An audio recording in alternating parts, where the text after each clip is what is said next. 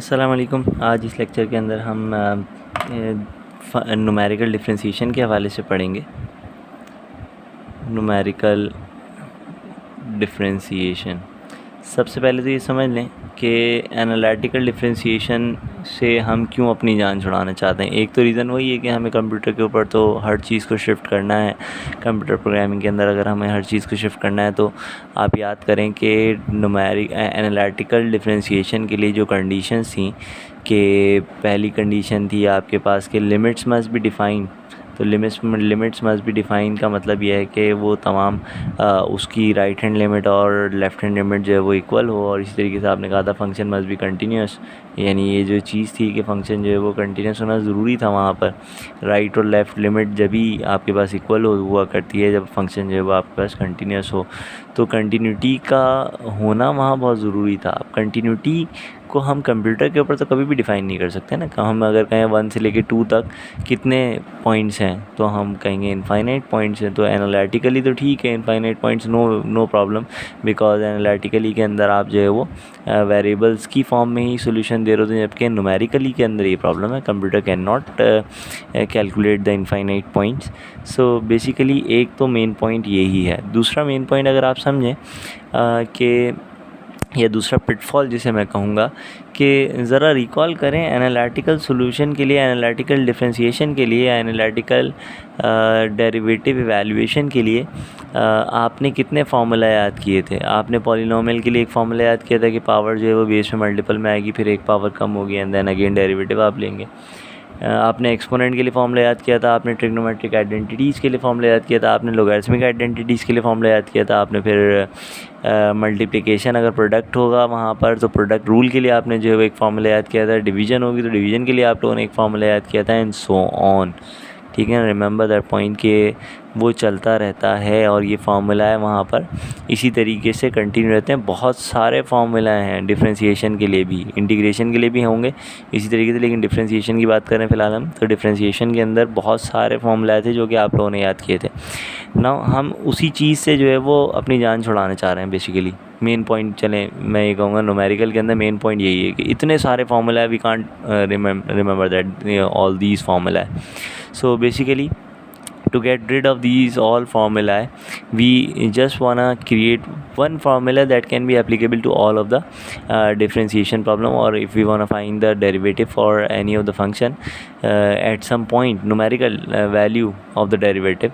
So we can evaluate by applying the only one formula, or maybe if I'm saying not one, more than one में चलें, कुछ तो limitation हो ना, 2 formula हो जाएं, 3 फार्मूला हो जाएं, दैट्स इनफ।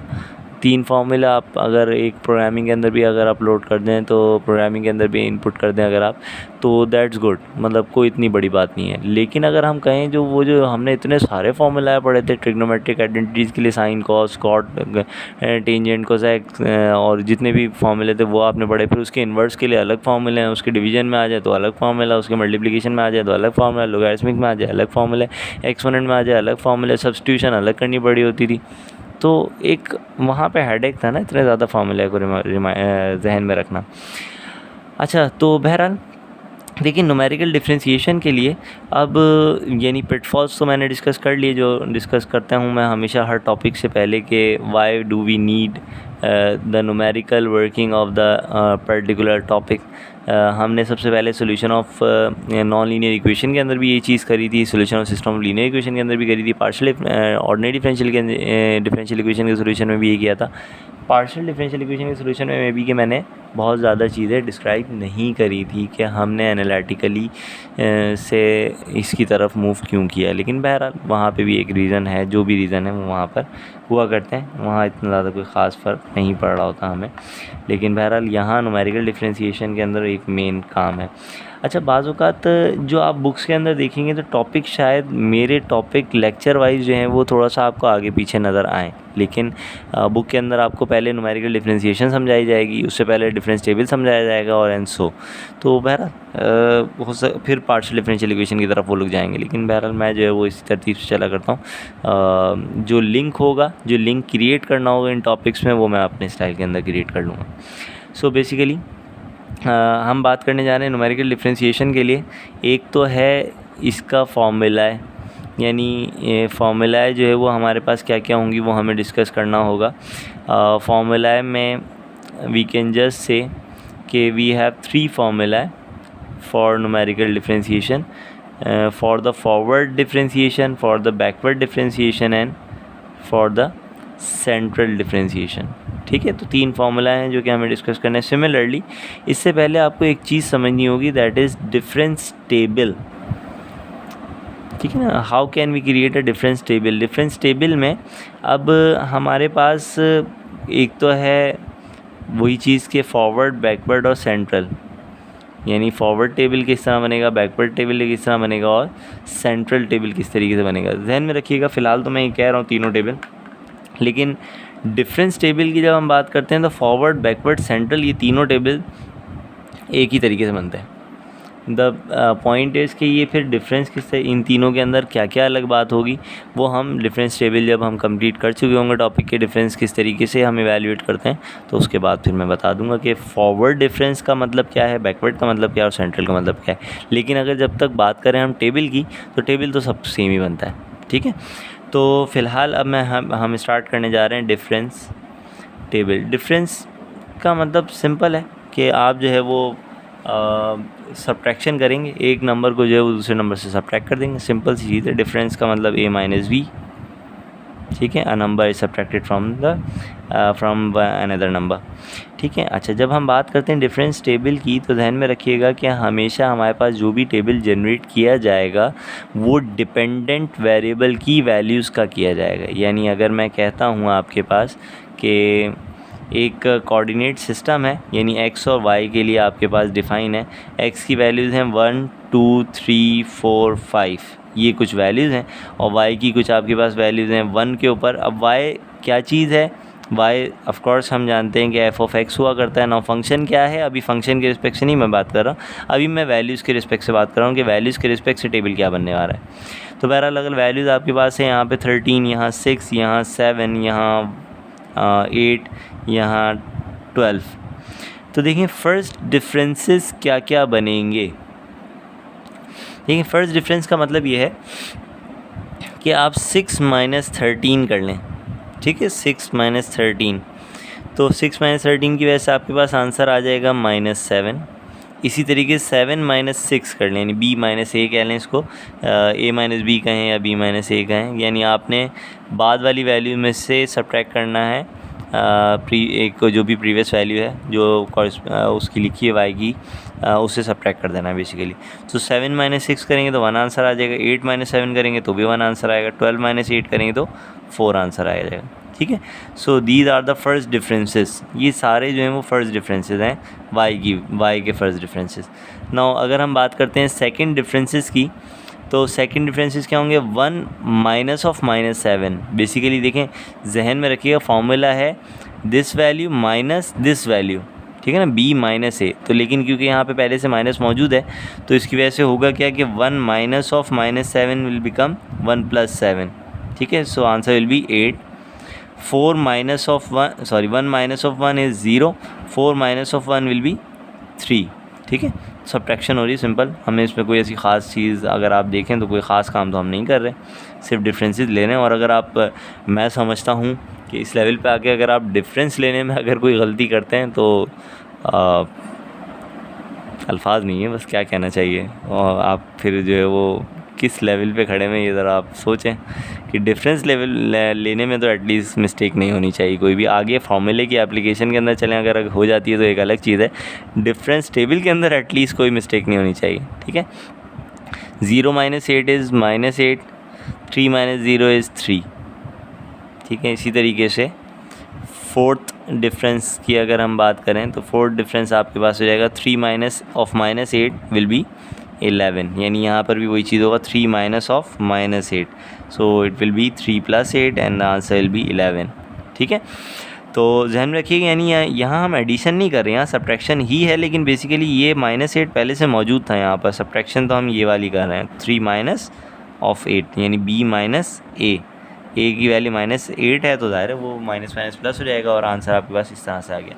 अब आप ज़रा सोचें कि 11 आपके पास आंसर आ रहा है, तो 11 के बाद फिफ्थ डिफरेंस फ़िलहाल तो पॉसिबल नहीं है, ठीक है ना। फिफ्थ डिफरेंस जब तक पॉसिबल नहीं है जब तक कि एक और वैल्यू यहाँ पे डिस्क्राइब कर दी जाए। तो आप देखें कि अगर आपके पास कॉरस्पॉन्डिंग वैल्यूज़ जो हैं वो यानी एक्स और वाई की 5 गिवन है, यानी 5 डाटा पॉइंट्स अगर आपके पास गिवन है तो 4 डिफरेंसेस आपके पास आएंगे, ठीक है। So we can just say कि number of differences is equal to number of data points -1 always, ठीक है। इसको यूँ भी कर सकते हैं कि the number of data point is basically equal to number of differences +1, ठीक। तो ये हमेशा इस तरीके से रहेगा। अगर कॉरस्पॉन्डिंग वैल्यू आपके पास जो है वो 10 होती तो 10 कॉरस्पॉन्डिंग वैल्यूज़ के ऊपर आपके पास 9 डिफरेंसेस वो आते हैं।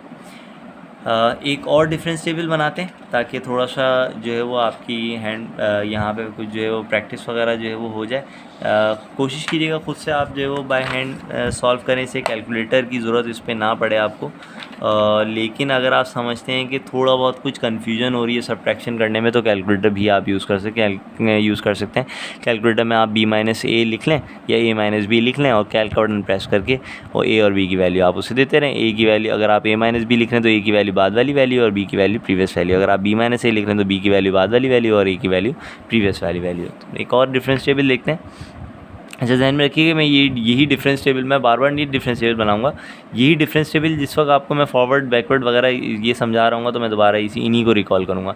अब डायरेक्टली मैं y की वैल्यूज़ को लिख रहा हूँ यहाँ पर, क्योंकि देखें x की तो वैल्यूज़ का कोई काम नहीं है ना। x की वैल्यू तो बस एक डाटा पॉइंट को रिप्रेजेंट करते हैं, क्योंकि पॉइंट के अंदर कोऑर्डिनेट्स हुआ करते हैं, यानी x की वैल्यू पर y डिफाइन किया जाता है, तो इसलिए y के डिफरेंसेस हम इवैल्यूएट करते हैं। तो x का फ़िलहाल मैं नहीं लिख रहा है कि y की टेबल जो है वो मैं जस्ट डायरेक्टली आपको बता रहा हूँ कि लेट्स सपोज अगर आपके पास वैल्यूज़ हैं 3, मैं अपनी मर्ज़ी से लिख रहा हूँ यहाँ पे ना, कोई रैंडम वैल्यूज़ लिख रहा हूँ फ़िलहाल तो 3, 1, 8, 7, 2, 6, ठीक है, ये वैल्यूज़ हैं। तो देखें फ़र्स्ट डिफरेंसेस क्या होंगे इसके। फ़र्स्ट डिफरेंसेस आएंगे 1 - 3 will be equal to -2, 8 - 1 will be equal to 7, 7 - 8 will be equal to -1, 2 - 7 will be equal to -5 and 6 - 2 will be equal to 4, ठीक है। होपफुली कि मैं भी यहाँ पे मिस्टेक ना करूँ, क्योंकि मैंने बड़े क्लेम कर दिए पीछे डिफरेंस लेने में। लेकिन क्योंकि असल में मैं वीडियो बना रहा हूँ और मुझे यहाँ कैमरे में भी जो है वो देखना होता है कि फ़ोकस आउट तो नहीं हुआ जैसे कि अभी हुआ है, ब्लर हो रही है इमेज, तो फोकस सेट कर दिया मैंने। इसी तरीके से कहीं जूम की ज़रूरत पड़ी तो जूम करता हूँ, कहीं पे जो है वो टाइम भी नोट कर रहा होता हूँ कि 25 मिनट से ज़्यादा ना हो जाए वीडियो, तो ये सारी चीज़ें नोट कर रहा होता हूँ साथ साथ, तो इसकी वजह से हो सकता है जहन डाइवर्ट हो रहा हो तो कोई मिस्टेक हो जाए, ठीक है। अक्सर लेक्चर्स के अंदर जैसे कि छोटी मोटी मिस्टेक वो हुई है मुझसे, एंड आई एक्सेप्ट कि वो मिस्टेक जो भी है आप उसको करेक्ट करें प्लीज़, और उन करेक्शन के साथ ही आप उसको फर्दर प्रोसेस करें। बहरहाल 7 - 2 will B 9, -1 and -7 will be -8, -5 -1 will be -4, 4 -5 will be 9, ठीक है। होपफुली कि इसमें कोई कन्फ्यूजन नहीं होगी। अगर -5 देखें ये वाला है -5 -1, ठीक है। तो ये है डिफरेंस, और ये दोनों तो -5 और -1 तो वैल्यूज़ हैं पहले से मौजूद, ठीक है। तो इसकी वजह से होगा क्या कि -5 + 1 हो जाएगा और आंसर -4 आएगा। इस तरह से चल रहा है ये कुछ।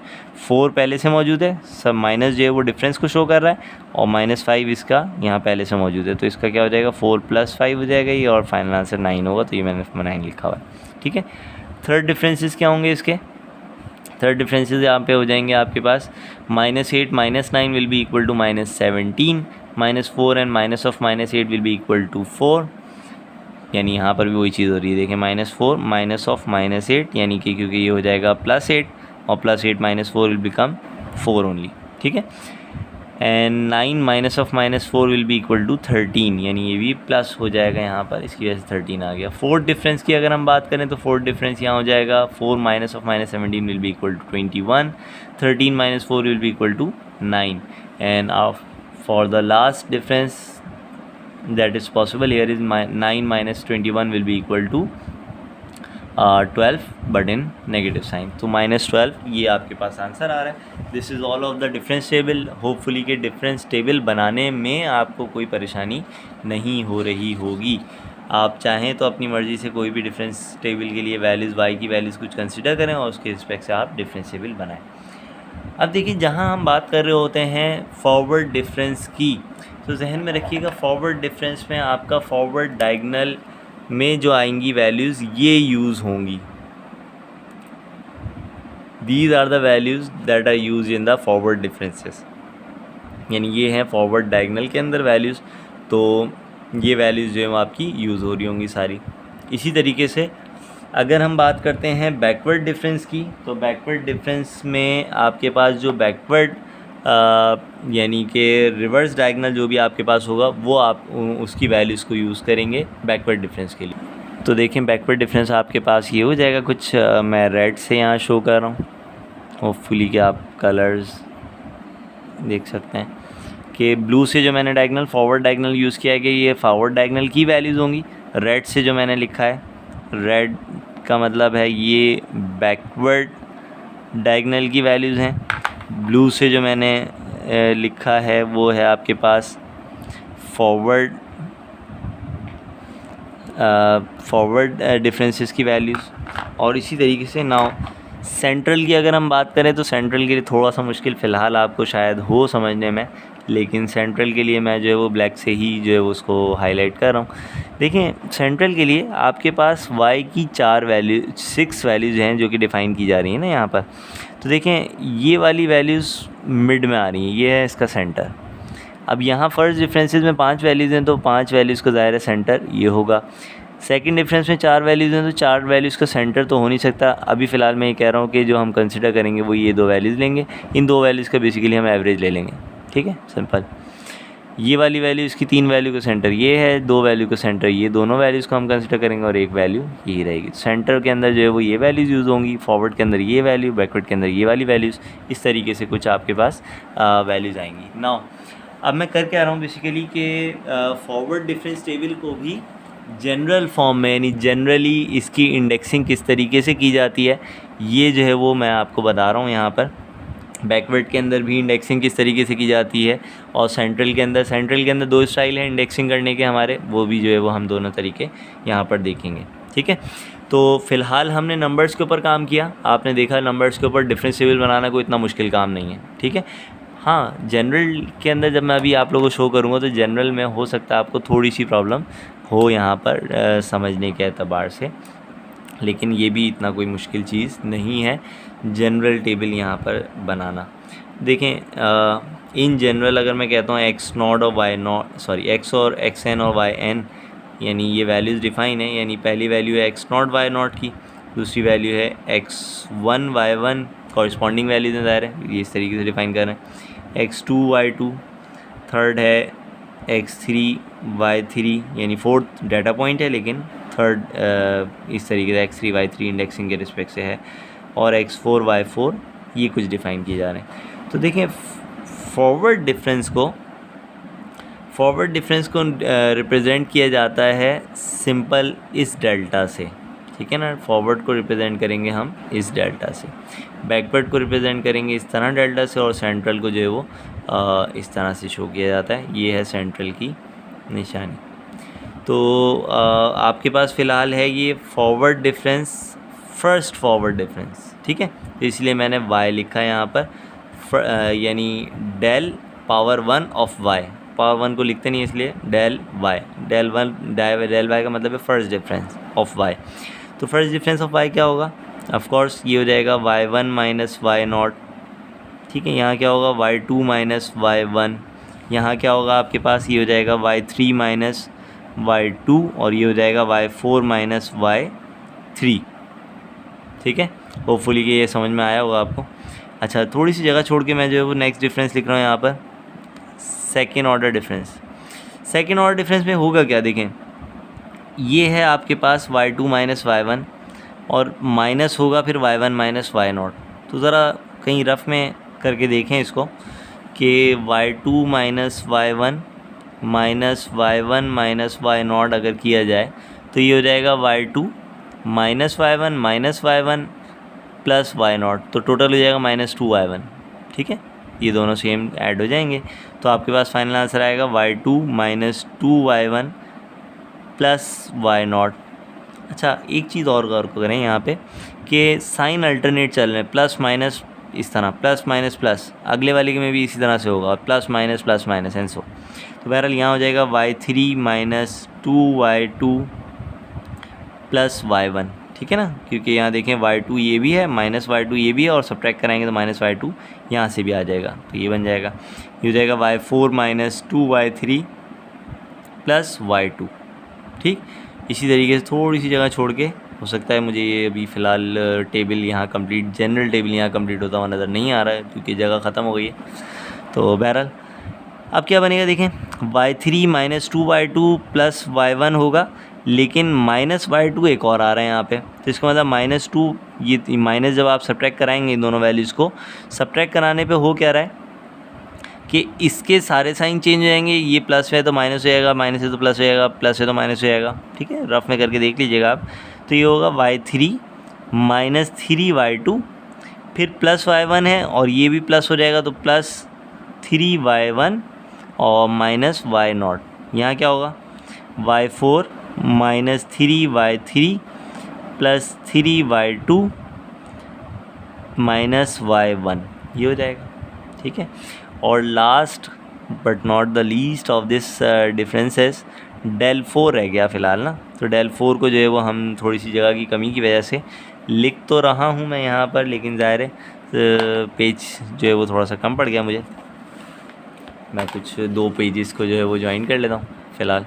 देखें कुछ इस तरह से काम करते हैं कि यहाँ पर ये इस तरह हो जाएगा आपके पास,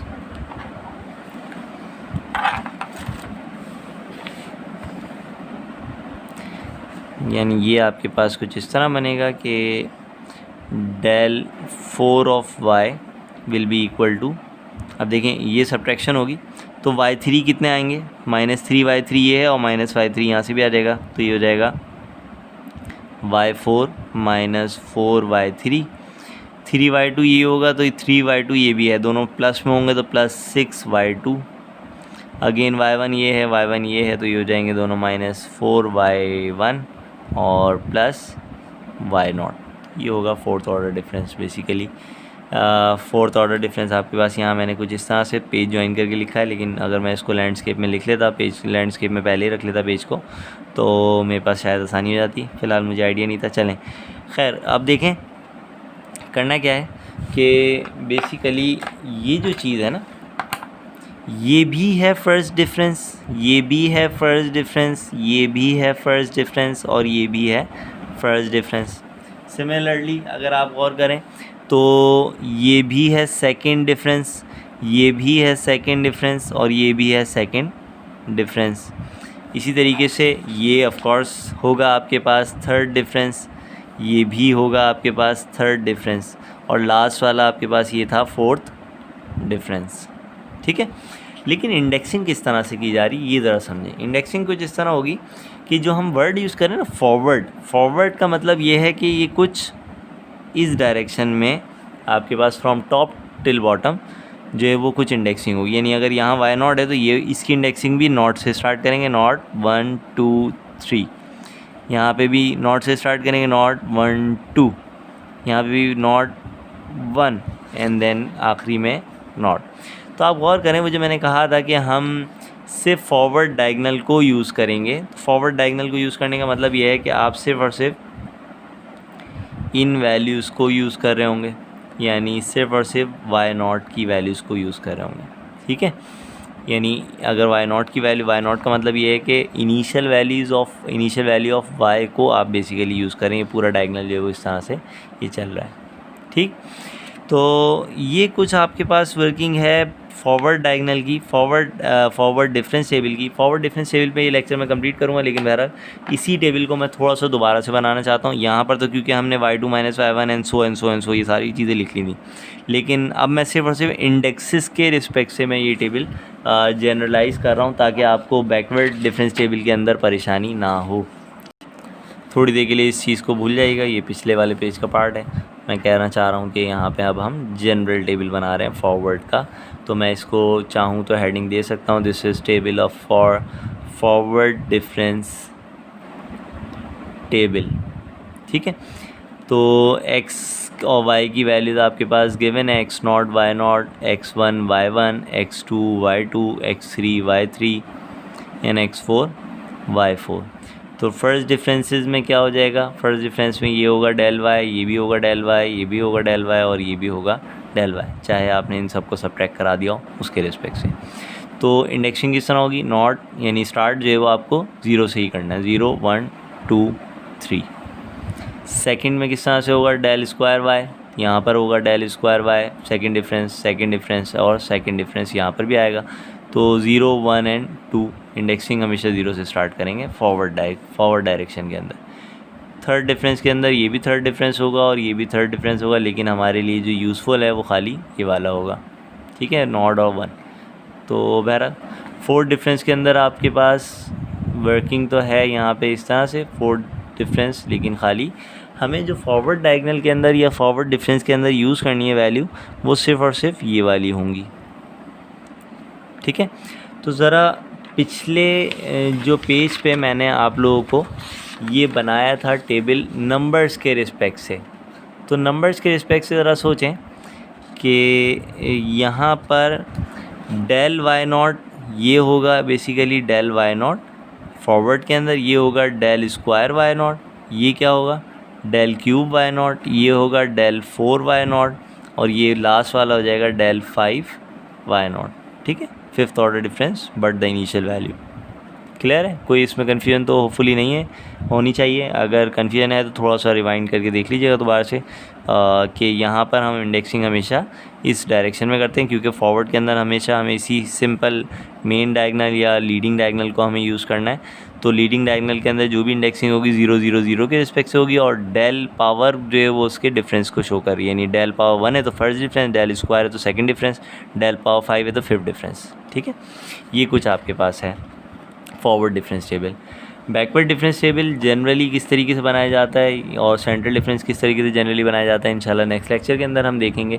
और मे बी कि यही तमाम चीज़ें हमें यूज़ करना पड़े जो टेबल हम बना चुके हैं नंबर्स की फॉर्म के अंदर, और वही नंबर्स वगैरह हम दोबारा से यूज़ करेंगे और उसी के रिस्पेक्ट से हम सारी चीज़ें वो लिखेंगे। इस लेक्चर में फ़िलहाल मुझे इतना ही समझाना था। थैंक यू सो मच, अल्लाह हाफ़िज़। लेक्चर कंटिन्यू तो है बेसिकली, अगर मैं देखा है मुझे देखना चाहिए कि बैकवर्ड डिफरेंस टेबल मुझे यहीं इसी लेक्चर के अंदर कंटिन्यू रखना चाहिए, लेकिन क्योंकि टाइम एक्सीड कर रहा है इस वजह से जो है वो मैं बहुत ज़्यादा नहीं चाहता कि लेक्चर बहुत ज़्यादा बड़े बड़े हों और आपको कॉपी करने के अंदर परेशानी हो। तो इस वजह से जो है नेक्स्ट लेक्चर के अंदर आपको जो है वो बैकवर्ड डिफरेंस का और सेंट्रल का जनरल जो भी जनरल वर्किंग वो समझा दूँगा और फिर उसके बाद हम डिफ्रेंसीशन की तरफ आ जाएंगे, ठीक है। थैंक यू सो मच, अल्लाह हाफ़िज़।